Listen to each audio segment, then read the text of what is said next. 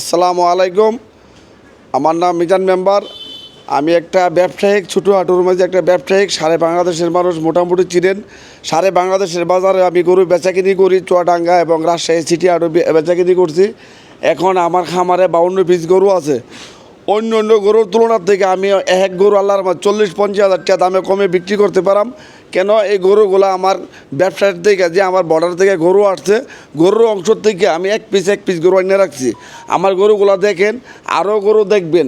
আমার ব্যবসার গরু আর ইনশাল্লাহ কুরবানির উপলক্ষে 150 গরু থাকবে। এই 52 পিস গরু আমি পালার জন্য 2026-এ কুরবানির জন্য লালন পালন করছি।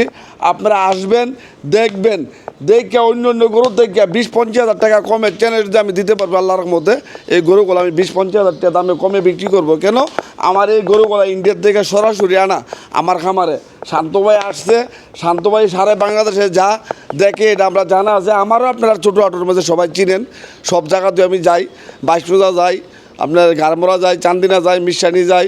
আমি ভরজতপুর বাজারও গরু বেচাকিনি করছি এবং সিটির হাট বেচাকিনি করছি। এই পোটকালি আমি যে সময় ব্যবসা লাইন ছিল ওদিকে তো আমি গরু আনছি, সবাই চিনেন।